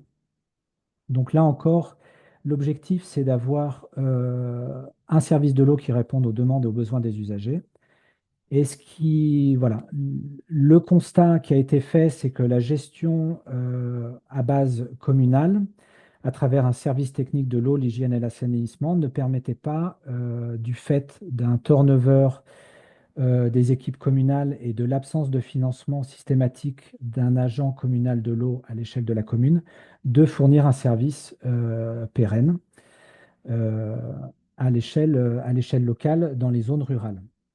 Donc, un dispositif, une alternative co-construite avec les acteurs locaux a été de mettre en place des ONG locales, donc Swakoods et Tein, qui interviennent dans les zones en vert sur l'île de Madagascar et qui fournissent là également un service garanti à l'année sur les périmètres concernés.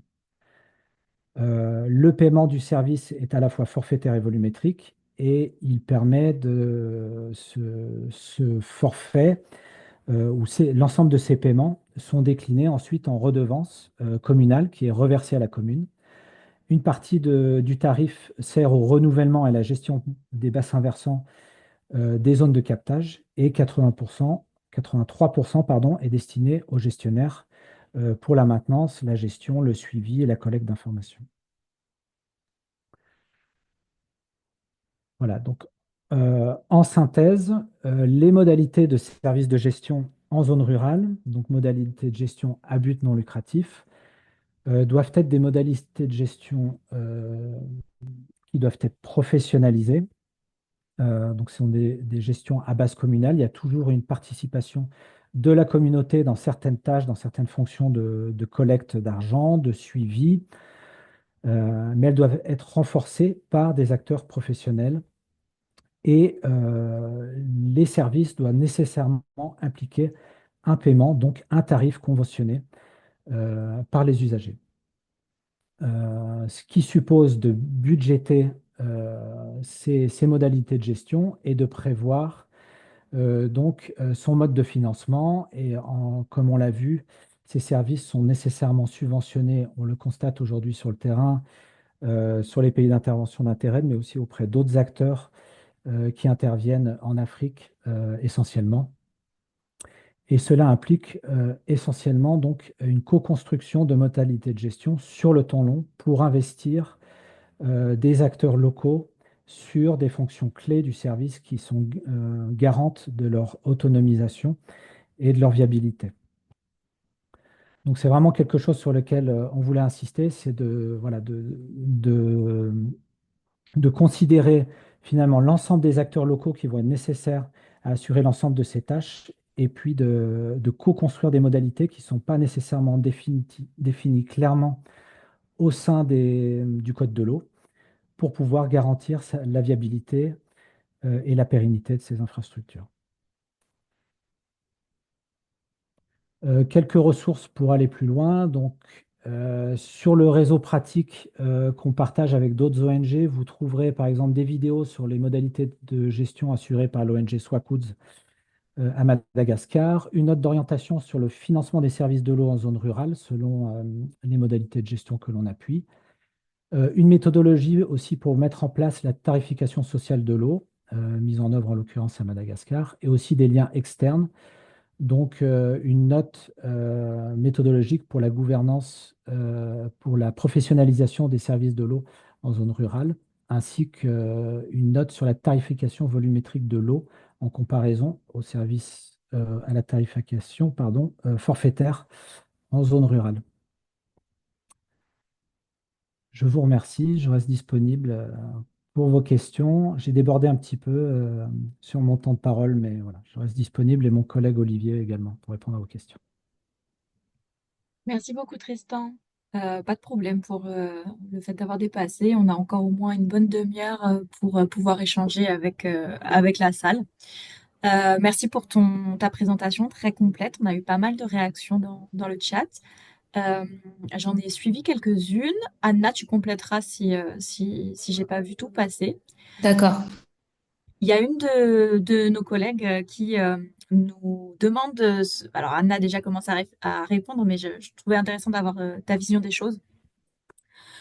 Si quand tu parles de gestion professionnelle, tu parles de compétences ou tu parles du fait que les personnes soient rémunérées, soient salariées pour en fait leur Pour leur mission. tâche, ouais, pour leur Ou mission. est-ce que c'est les deux? Alors non, non, alors je parle bien, effectivement, c'est vrai que je ne l'ai pas détaillé, mais de professionnalisation, ce sont des personnes qui ne sont pas nécessairement rémunérées pour les tâches qu'elles ont à faire.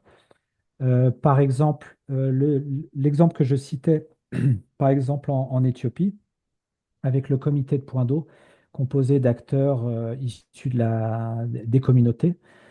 Ce sont des volontaires, ils ne sont pas rémunérés pour le faire. Par contre, cela nécessite de les appuyer et de les former, de leur mettre des outils à disposition pour pouvoir suivre le parc de points d'eau qu'ils ont sur leur territoire. Donc c'est en ce sens que je voulais dire les professionnaliser. Ça ne veut pas nécessairement dire les rémunérer systématiquement. Donc on peut avoir des opérateurs professionnels rémunérés et d'autres non. Merci beaucoup pour ces éléments. Alors on a donc Territoire solidaire qui est porte-parole de son groupe de travail aujourd'hui dans leur bureau à Marseille, qui nous partage un commentaire, question sur la complexité en fait que ça représente. On a l'impression que finalement c'est les meilleures pratiques possibles, mais que les choses sont beaucoup plus difficiles et complexes sur le terrain. Alors, il nous demande est-ce qu'il ne faudrait pas identifier des sources de financement, des études préalables qui permettent de prendre en compte l'ensemble de ces critères et peut-être tout simplement aussi repenser nos pratiques sur le terrain pour travailler sur des zones plus proches afin de s'assurer un suivi simplifié des projets, de la maintenance des ouvrages. Je te laisse avoir une réaction peut-être à ce propos.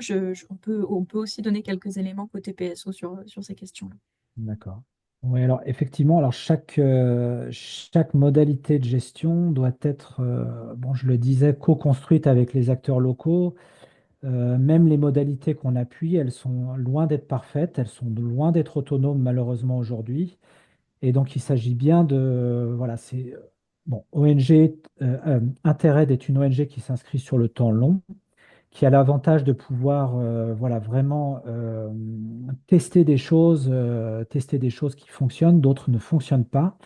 Mais il s'agit bien de co-construire systématiquement avec les acteurs locaux des solutions, parfois innovantes, puisque je le disais, les codes de l'eau, la réglementation locale ne peut simplement définir que la modalité de gestion doit être faite par des opérateurs privés, donc ça va être la gestion communautaire appuyée par des opérateurs privés, mais ne va pas détailler comment le suivi doit être organisé à l'échelle nationale ou à l'échelle locale.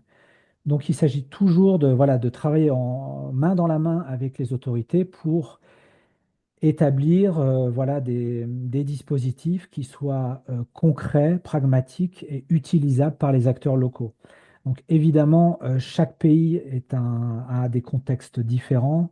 Il n'y a pas de solution clé en main, mais il y a vraiment comment dire, des étapes clés qu'il ne faut pas, qu'il faut bien avoir en tête dès l'amont, c'est d'avoir voilà, de la co-construction de solutions, la professionnalisation, le paiement d'un tarif. C'est vraiment des étapes indispensables, des ouvrages qui soient maintenables.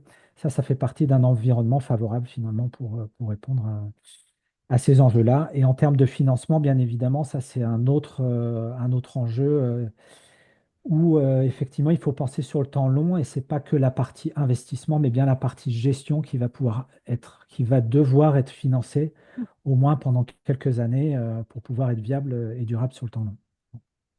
Je te rejoins tout à fait dans la réponse que tu as donnée. L'idée aujourd'hui, c'était de profiter de votre expérience qui est rappelle-moi depuis quand Interred existe, a été créé.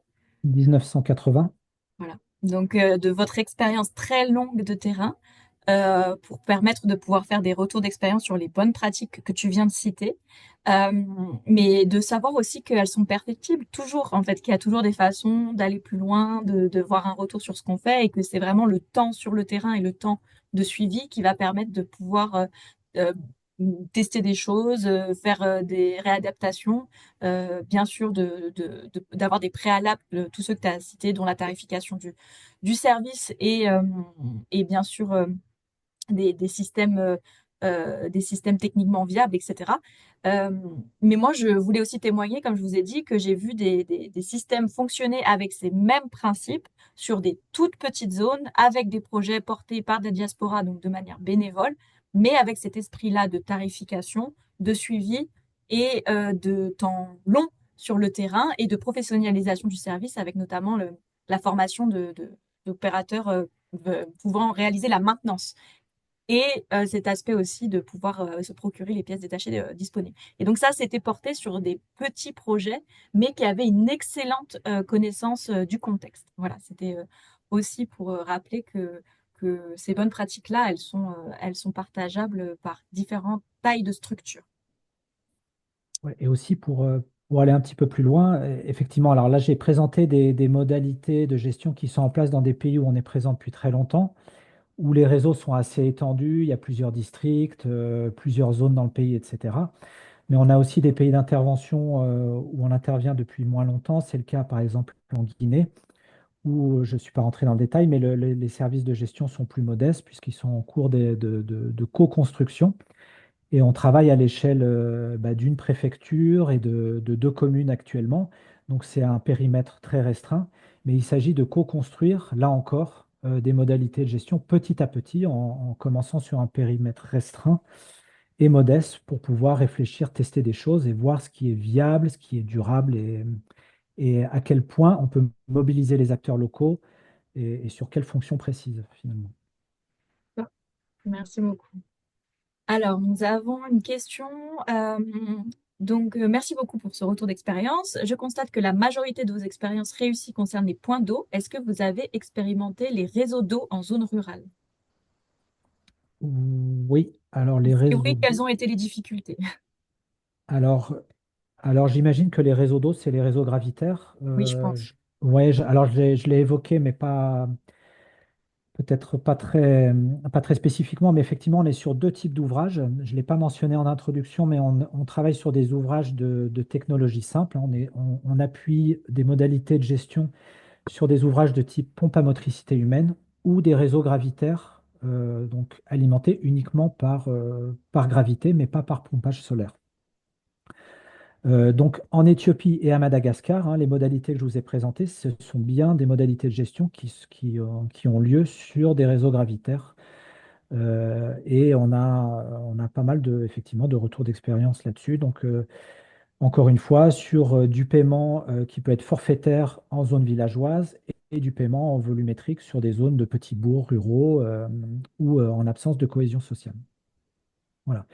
Mais il s'agit bien d'avoir des ouvrages, qu'il s'agisse de pompes à motricité humaine ou de réseaux gravitaires, des ouvrages maintenables par des opérateurs locaux selon leurs compétences et les moyens qu'ils ont à disposition. Je ne sais pas si ça répond à la question ou si elle était plus spécifique, mais voilà ce que je peux en dire. Je pense que ça répond à la question. Sinon, la personne pourra repréciser dans le chat. Euh, Oui, moi je voulais juste intervenir pour dire, en fait, j'insiste sur les diagnostics initiaux. Et en fait, vraiment l'effet aussi de réfléchir. Enfin, en fait, toutes les réflexions que nous sommes en train de vous partager aujourd'hui, elles sont bien évidemment intéressantes. C'est des questions qu'il faut se poser, mais on n'aura pas une solution modèle type pour tout le monde. Enfin, je reviens par exemple sur les principes de payer ou pas payer un opérateur, enfin, ou un technicien ou un plombier qui intervient. Eh bien, ça va dépendre en fait de chaque contexte, de chaque cas. Donc, enfin, c'est vrai que c'est des questions qui sont, il faut vraiment analyser dans les contextes, à la fois via ces diagnostics, cette étude de faisabilité dans lesquelles il y a une partie socio-économique, vous allez discuter avec les populations et aussi vous intéresser, et ça c'est quelque chose aussi sur lesquels, enfin, là, Intérêt nous partage aujourd'hui enfin, toute son expérience, mais les PSO, voilà, c'est un peu aussi notre travail de mettre en réseau, vous tous, en fait, partenaires qui intervenaient partout dans le monde. Donc, en fait, la plupart du temps, il y a des expériences qui ont été réalisées ou qui sont en train d'être, voilà, des projets en cours, pas très loin de là où vous allez intervenir. C'est intéressant aussi de pouvoir être en lien avec ces gens-là et avoir aussi un peu ces retours d'expérience sur des choses qui ont été déjà testées. Parce qu'encore une fois, ça a été aussi dit, la plupart du temps, vous allez tester des solutions ils vont vouloir, enfin, ils vont évoluer en fait. Il n'y a pas une solution, enfin, même avec une étude de faisabilité, il va falloir adapter en permanence les services que vous proposez au contexte en fait. Donc c'est vrai que voilà, c'est assez important de se dire que c'est compliqué d'avoir des généralités. Il faut vraiment analyser les cas par cas et là, on ne peut pas le faire aujourd'hui. Voilà, je voulais juste dire ça. Pardon. Merci beaucoup, Anna. Euh, je vois que Monsieur Papendiaï souhaite poser de nouveau sa question. Est-ce que vous voulez prendre la parole pour la poser en direct? Oui, bien sûr. Bonjour à tous. Bonjour Carole. Et merci aussi pour la présentation. Alors, nous avons suivi, bon, je me présente, c'est M. Pape Ndiaye, je suis le représentant de l'ONG ADOS au Sénégal. Donc, j'ai suivi avec intérêt les deux présentations. Donc, la dernière, je vis que, bon, voilà, M. Salmon a partagé des expériences par rapport à la gestion de certains points d'eau. Donc là, je voulais juste savoir si, par rapport à son expérience, puisqu'ils sont dans le domaine depuis 1980 et une ONG comme ADOS là, surtout sur la gestion des points d'eau comme les unités de potabilisation. C'est un truc récent qu'on est en train d'expérimenter dans la zone du fleuve Sénégal, la région de Saint-Louis. Donc, par expérience, est-ce que vous aviez une fois suivi la gestion d'un point d'eau? Si oui, maintenant, je voulais juste savoir quelles sont les difficultés que vous avez rencontrées ou bien quels sont les succès que vous avez rencontrés. Donc là, je veux juste un partage d'expérience par rapport à cette thématique-là. Il me semble il s'agit des unités de traitement d'eau des surfaces, en fait. Vous parlez bien de Effectivement, ça. c'est Oui. ça. Oui. Ouais, ouais. Alors, Intérêt comment dire, ne développe pas d'infrastructure de ce type, hein, du coup, d'unité de potabilisation. Donc, je crois comprendre que c'est avec peut-être un dispositif de chloration au fil de l'eau et une distribution de l'eau, voilà, proche à proximité d'un réservoir avec de l'eau donc chlorée, etc. Donc, nous, on n'a pas vraiment on n'appuie pas ce genre de dispositif. euh, de points d'eau finalement. Donc on n'a pas vraiment de retour d'expérience à partager là-dessus. Je sais qu'il y a d'autres acteurs qui, voilà, qui mettent en place ce genre de dispositif, mais en l'occurrence, c'est pas trop en tout cas le genre d'infrastructure qu'on promeut parce que voilà, voilà, il y a d'autres enjeux, c'est l'accès au chlore, c'est d'autres types voilà, de modalités de gestion sur lesquelles voilà, on n'intervient pas spécifiquement. Donc, j'ai pas vraiment de retour d'expérience, malheureusement, à vous partager sur ce type de point dolent. Euh, si je peux me permettre, en fait, là-dessus, au PSO, nous avons pas mal d'informations. Et moi, personnellement, j'ai pu un peu travailler sur ces questions-là. Donc, je ne rentrerai pas là tout de suite dans tous les détails, mais vous pouvez me solliciter ultérieurement. Bon, bah voilà, il y a notamment la gestion des intrants, enfin, de tout ce qui est chlore, mais pas que les chlores, en fait, tout ce qu'on doit mettre, on doit utiliser comme produit chimique qui est un point très très sensible, comment on peut mutualiser ça, comment on peut faire les achats au niveau communautaire pour qu'on puisse s'assurer qu'on n'a pas des ruptures des stocks. Bref, on a pas mal de ressources, mais bon, c'est assez spécifique et ça sort un peu de l'exemple qui a été partagé avec Intered. Donc, n'hésitez pas à nous faire un mail, enfin, à me faire un mail si vous voulez. Je vous ai laissé, je pense, mon mail et on pourra en discuter en fait. Voilà, là-dessus, on a quelques informations au PSO. Ouais. Merci Anna d'avoir complété. Euh, Elsa, donc, qui est représentante aujourd'hui du réseau régional multi-acteurs Occitanie Coopération, tu m'as indiqué que j'en avais oublié de répondre à quelques questions. Je te laisse nous les partager.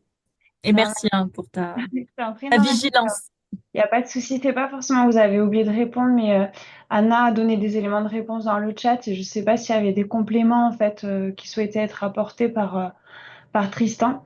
Et donc, du coup, c'était juste pour les redire. Donc, effectivement, comme Anna l'a bien dit, sur les éléments de diagnostic, parce qu'il y avait Emmanuel Gombeau qui avait demandé comment peut-on établir un lien entre la viabilité économique d'un projet eau et assainissement et la viabilité environnementale. Et il y avait aussi Territoire solidaire qui s'était questionné sur l'expérience du PSO. Est-ce qu'il y a beaucoup de projets où vous arrivez à intégrer l'amortissement de l'investissement sur 15 ans? Donc voilà, je me disais que ça pouvait être intéressant de les redire ici s'il y avait des compléments à apporter avec la présentation de Tristan. Merci Elsa. Tristan, est-ce qu'il y a des choses sur lesquelles tu veux réagir par rapport à ces questions? Anna a répondu en partie dans le chat, euh, notamment Alors, sur la question de l'amortissement. de l'amortissement, oui. Alors, bon, tout ce qui est. Alors, bon, donc, je l'ai décrit donc, en termes d'amortissement des services de gestion. Aujourd'hui, on est d'accord pour constater que le tarif permet de financer une partie des services de gestion. Pour ce qui est de l'ordre de la partie investissement, donc là, le tarif ne permet bien évidemment pas de couvrir les investissements nécessaires en termes d'infrastructure. Donc là, c'est systématiquement voilà, des financements internationaux, voire gouvernementaux, hein. Les gouvernements ont aussi des moyens pour construire quelques points d'eau, pour réhabiliter certains points d'eau.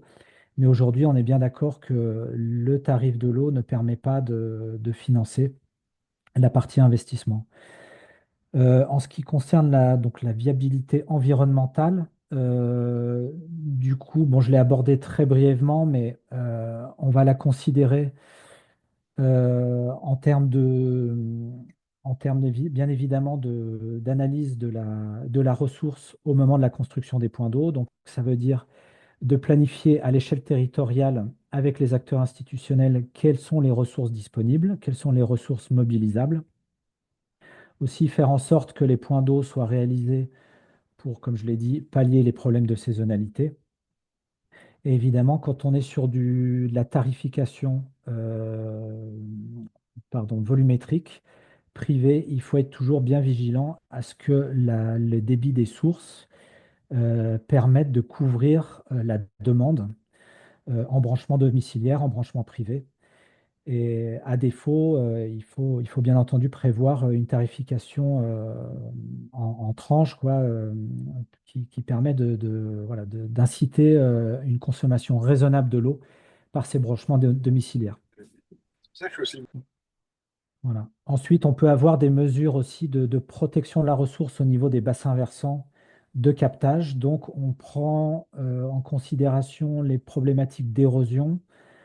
C'est le cas à Madagascar, et donc des mesures de prévention anti-érosive sur les bassins versants de captage, donc avec la plantation d'arbres, la création de tranchées transversales, enfin transversales à l'écoulement, pour favoriser la réinfiltration, éviter l'érosion, favoriser la revégétalisation et qui permettent voilà, de contribuer à pérenniser la ressource, à viabiliser la ressource du point de vue environnemental, on va dire. Merci beaucoup pour cette réponse complète. Euh, alors, on a encore quelques réactions. On a une question sur la gestion des eaux usées, mais je pense que c'est pas l'enjeu aujourd'hui de ce retour d'expérience. Ça mériterait encore un autre webinaire sur cette question-là. Alors, encore une fois, euh, comme l'a dit Anna, on est aussi disponible, nous, PSO, en partenariat avec les réseaux régionaux pour répondre à vos questions, pour suivre en accompagnement individuel, partager nouveaux projets. On pourra vous faire des retours, voilà, sur cette thématique et sur d'autres questions peut-être un peu en dehors du cadre.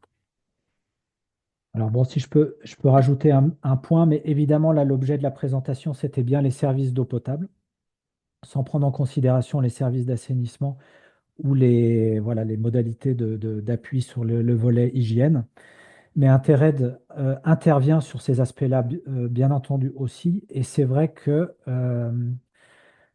ce qui peut être un vecteur d'engagement pour faciliter l'engagement des communautés à adhérer à la maintenance, bon, ça peut être considéré comme un biais aussi, mais aussi un levier, c'est voilà, de travailler en amont de toute construction et donc de services de gestion maintenance, de travailler sur le volet assainissement, dans la mesure où, tant qu'un village, et c'est en tout cas une caractéristique que se fixe, c'est un paradigme au sein des projets d'intérêt, c'est qu'il n'y aura pas d'investissement en termes d'infrastructure dès lors que les communautés n'ont pas été couvertes à minima à hauteur de 80%, voire à 100% de couverture en latrine au sein des villages. Donc, effectivement, bon, économiquement, il n'y a pas de lien entre ce que je vous ai présenté entre le volet assainissement et le volet service de l'eau. Mais bien entendu, le fait d'engager les communautés à s'équiper en latrine peut être un levier pour les mobiliser vers un service de l'eau, vers de la contribution financière pour un service de gestion. Merci beaucoup pour avoir partagé ces quelques éléments de réponse sur cette question. Il nous reste quelques minutes. On a encore une dizaine de minutes devant nous si on a le temps pour une question encore, si vous le souhaitez.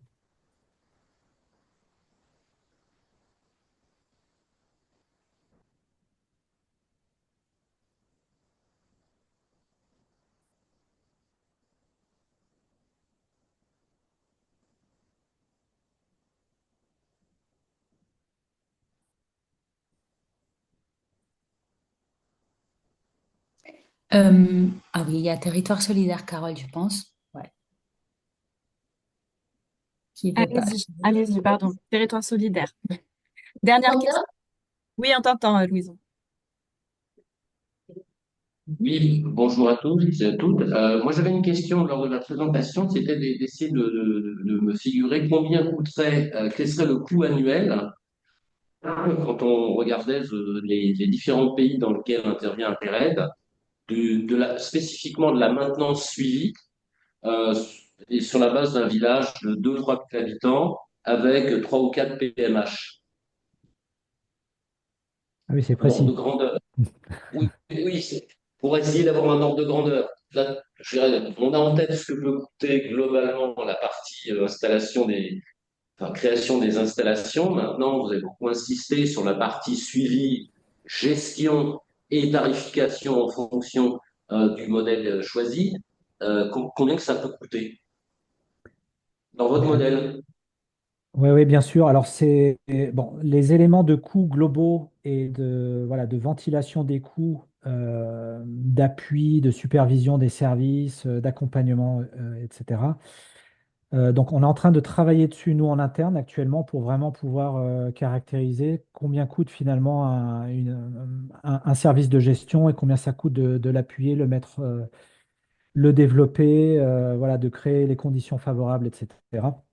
qui vont autour. Donc, on n'a pas encore des données très détaillées, mais on a mis des éléments de réponse par rapport à ça dans la note d'orientation qui est disponible sur le réseau pratique. Et on a quelques éléments. Alors, ce n'est pas à l'échelle villageoise, mais ça permet de voir voilà, combien coûtent les services de gestion maintenance par pays, mais c'est quelque chose qu'on doit encore creuser davantage pour être spécifique, mais ça nécessite pas mal de travail, puisqu'en fait, on a aussi des programmes EHA avec des fonctions qui sont transverses et on a des coûts qui sont départagés entre les programmes. Donc, c'est pas si simple à élaborer. Donc, je ne m'avancerai pas sur un montant précis, à moins que mon collègue Olivier, s'il est toujours là, peut-être a des éléments à fournir, mais je ne m'avancerai pas à ce stade pour l'instant. Mais c'est quelque chose qu'on souhaite comment dire, caractérisés. Et c'est des éléments qu'on souhaite partager à l'avenir, parce que c'est essentiel, hein, de pouvoir savoir combien coûte finalement une modalité de gestion dans les conditions dans lesquelles elles ont été mises en place, etc. Désolé de ne pas pouvoir vous Alors, répondre mieux à ce stade, mais effectivement, c'est un enjeu clé sur lequel on travaille, c'est sûr. moi, je veux bien compléter rapidement. Vas-y. Donc, moi, je suis Olivier Célérès, je travaille avec Tristan à Intered.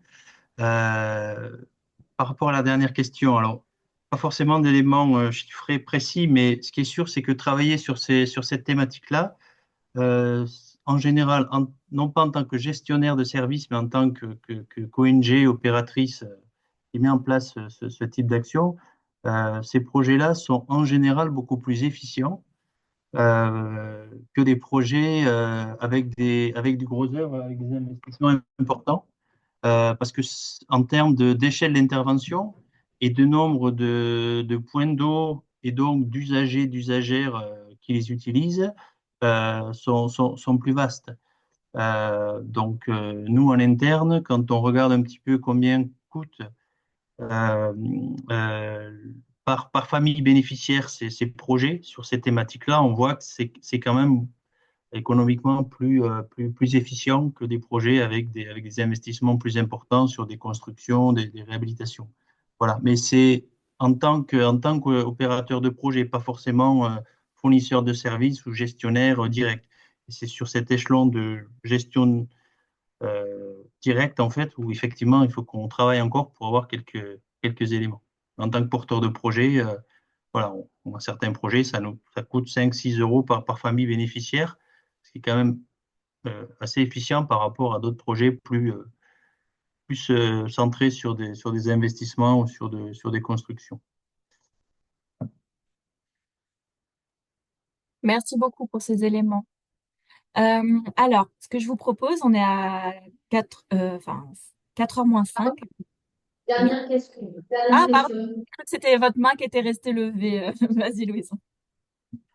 Oui, dans les exemples que vous avez donnés, Interreg intervient dans des pays où il y avait quand même un nombre important d'installations. Donc, pour revenir à la question de mon collègue, pour des petits villages où il y a quelques PMH, je pense que ce sera difficile de pouvoir offrir un service de maintenance qui soit économique tant qu'il n'y a pas un volume suffisant de points d'eau, hein. Je pense que, vous, à moins que vous ayez une façon de procéder pour démarrer dans un autre pays où vous prenez sur vos frais de démarrage d'un certain nombre d'installations, mais si vous devez faire payer votre service de maintenance directement sur un premier projet dans un pays où vous n'êtes pas du tout implanté, ça va coûter une fortune, quoi. Alors oui, ça nous ramène à la question de l'échelle territoriale, de la viabilité associée à l'échelle territoriale. Donc encore une fois, c'est chaque contexte qui est différent et l'échelle territoriale va devoir être constituée progressivement. Donc comme je vous le disais, en Guinée, on a commencé sur 2 communes.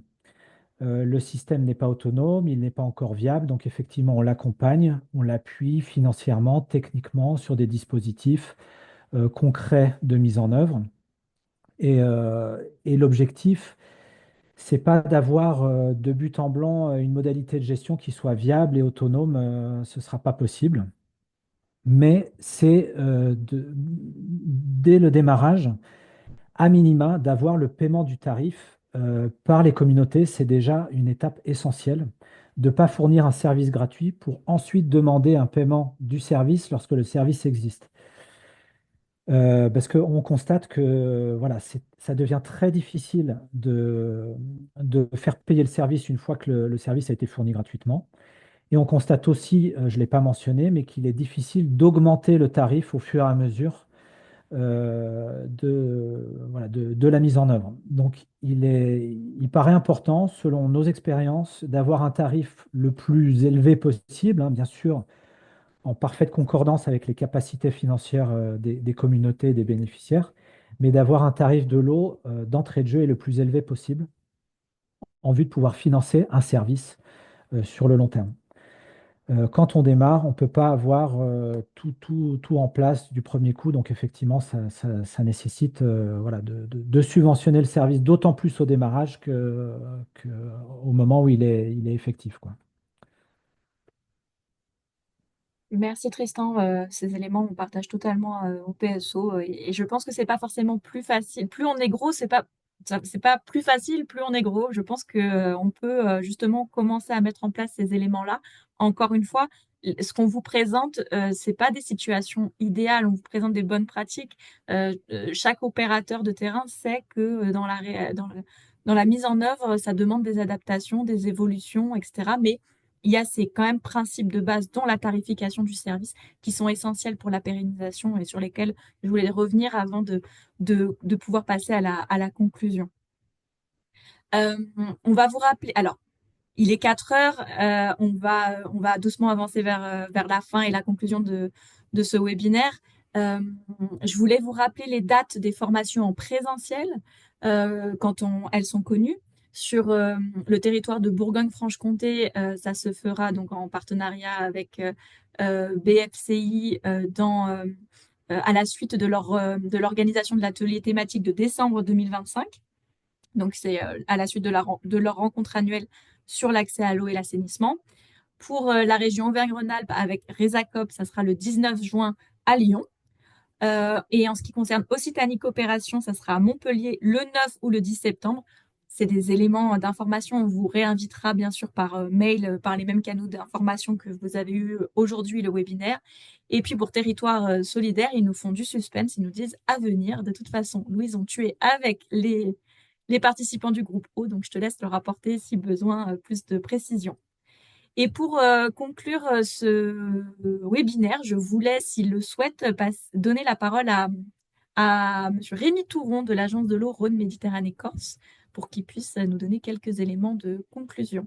Est-ce que Oui, je vois que tu es connecté. Je te laisse prendre la parole. Merci Carole.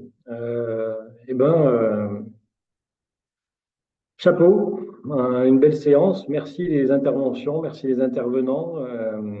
Vraiment quelque chose, des présentations qui sont riches, diversifiées, qui nous donnent un bon tour d'horizon de cette question qu'on se pose autour du prix du service de l'eau. C'est vrai que c'est une question que j'ai moi-même en tête à moult reprises sur la diversité des projets que l'Agence de l'eau finance, inciter systématiquement au paiement du service de l'eau.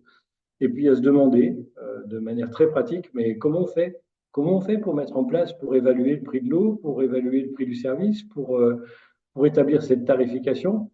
Alors, j'ai un peu l'impression que je cherchais quelque chose d'un peu magique, un peu tout fait, et que finalement, c'est vraiment pas simple. C'est vraiment pas simple. Ça demande d'avoir une bonne appréciation du contexte local, une bonne appréciation de situation des ressources, de la capacité d'acceptation au paiement par les habitants, par les usagers, du contexte local déjà, du tarif de l'eau qui existe, du cadre réglementaire posé par le pays. Donc je pense qu'on a fait le tour de quand même beaucoup de ces sujets.